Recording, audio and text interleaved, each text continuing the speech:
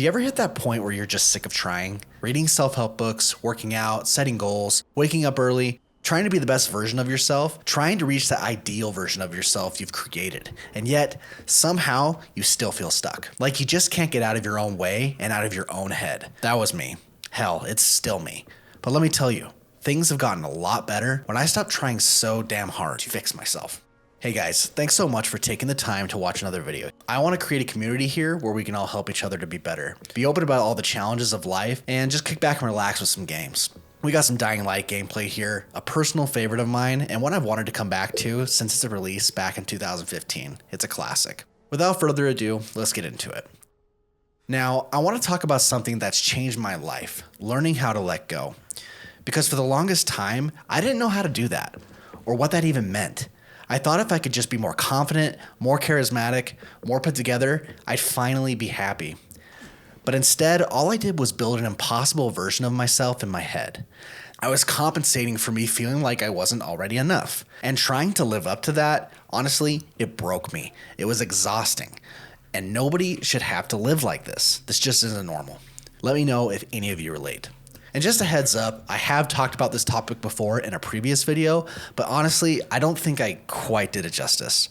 I've had more time to reflect, and there's a lot more I want to say about it, honestly. There were things I didn't fully articulate the best of my ability the first time around. And honestly, I think a more scripted format of these videos, like what I'm doing right now, might serve the content a little bit better anyways, as opposed to me being on camera and having a more unscripted format.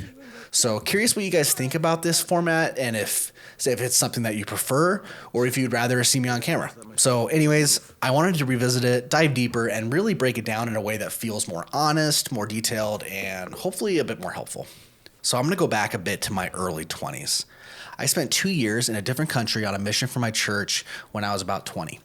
It was one of the hardest things I've ever done, but through it, I gained confidence, the real earned confidence. I learned how to talk to people, how to build relationships, and what it really feels like to step out of your comfort zone. In this experience, I learned that I actually could do much more in my life if I just tried and applied myself and really put myself out there, which was something that was entirely new to me. I didn't give a crap about high school. I just kind of floated through life. And so being put out of my comfort zone like this kind of forced me to sink or swim. Truly an incredible experience for me. With this experience, something else happened too. Remember when I said I kind of floated through life? Well, during this time, I also completely lacked self-awareness of my own emotions and really of just who I was as a person. And in this experience on my mission, with all that confidence came this hypersensitivity. Like I suddenly became too aware of how I acted, how people responded to me, and whether or not I was just being myself. It was like my brain was constantly running diagnostics on every conversation and every interaction I was having. Was I funny enough? Did I say the right thing? Do people actually like me? I have to live up to this new confident version of myself. And I learned the hard way, and unfortunately took me way too long to learn this. That kind of overthinking, it doesn't make you more confident. It traps you. It makes you obsessed with being perceived a certain way instead of just being. And like I said, this took me years to learn. I eventually got home from my mission and jumped into real life for the first time. And that obsession eventually turned into something worse, depression. For years, I tried to fix it. I got into self-development. I read all the books, I ate clean, I got obsessed with fitness, I set a bunch of goals for myself, and I tried to become the most quote-unquote optimized version of myself possible. I kind of became a self-help junkie. Looking back at it, it was pretty cringeworthy. I was just overcompensating for how bad I felt inside. And yeah, some of it helped. I'm definitely not opposed to building better habits like that. I looked better, I felt a little better, but deep down, I was still stuck. Because all I was really doing was building another version of that idealized self.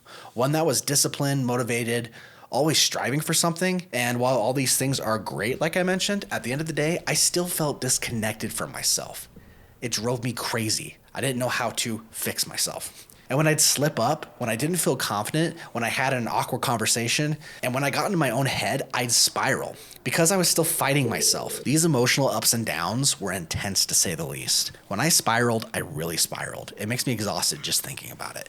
Some days, I start off feeling fine, only to end the day in the darkest place, questioning everything, and eventually contemplating suicide. Living with these extreme mood swings didn't feel sustainable, and it was not how I wanted to live my life. I started taking medication and that helped, but more than anything, I just wanted to feel okay with myself again, to reconnect with who I truly was. Then one night in college, I snapped. I was sitting in my apartment, stuck in that dark place again, completely exhausted from years of trying to fix myself, completely overcompensating and getting nowhere in the process. I felt drained, anxious, and frustrated. And for the first time, I was just done. Not in a sense of giving up on life, but on trying to fix myself, to bury my feelings, to control my emotions. I let go. It was like a volcano erupting. After all the effort, all the frustration, I finally just stopped fighting it. And man, it was one of the most liberating experiences I've ever had. I wasn't giving up. I was just letting go. Letting go of trying to be confident. Letting go of trying to be someone that I'm not. Letting go of getting in my own way and allowing myself to just be. And for the first time in years, I felt peace. This was a turning point for me, a complete shift. From that moment on, I stripped things back and asked myself, what do I actually want? Not what looks cool, not what makes me feel validated, not what impresses people, just what actually feels true to me. From there, I started making decisions based on that. I cut out the bull crap, the things that weren't serving me. I rebuilt my circle, and now choosing what matters to me. What people think, that's just something I don't give my energy to anymore. It's as simple as that. And you know what? I still have bad days. Hell, I'm having one right now. But you know what the difference is? I know what my values are. I have direction. I've been through enough to trust myself. These demons, I still deal with them. They're still here. They always will be. But I've stopped fighting them because now I know what's actually worth fighting for. Living a life that's aligned and true to me. That's the good fight. If I could give my younger self advice, I would tell him to find that bullcrap that is holding you back in your life and find what's real to you as soon as possible. Stop forcing yourself into a version of you that isn't real. Pick a path and start walking. A path that you feel intuitively drawn to. Everybody has this. I don't buy it when people say, I don't know what to do with my life. I don't know what direction I want to go to. Everyone is pulled in some direction if you take time to ponder and to meditate. And you know what? You don't have to know exactly where you're going, but just trust that pull. Follow it and see where it takes you. That's living. You're not broken. You don't need to become something to be worth something. Life gets a whole lot easier when you stop treating your insecurities, anxieties, and quirks and all the things that just make you you like things that need to be fixed. You face them and you befriend them. They're not your enemy. You let them be a part of you. And for me, that led to healing. And that is exactly what I needed. And when you do this, that's when you start building a life that actually matters and that's actually yours. And man, it's a beautiful feeling. All right, guys, that'll be it for today. I hope this resonated with you in any way. If you're struggling with overthinking, self-doubt, depression, or just the stresses of life in general, just know that you are not alone. We all deal with it. I deal with it. Just know that I still have bad days. My demons are still there. They still show up from time to time.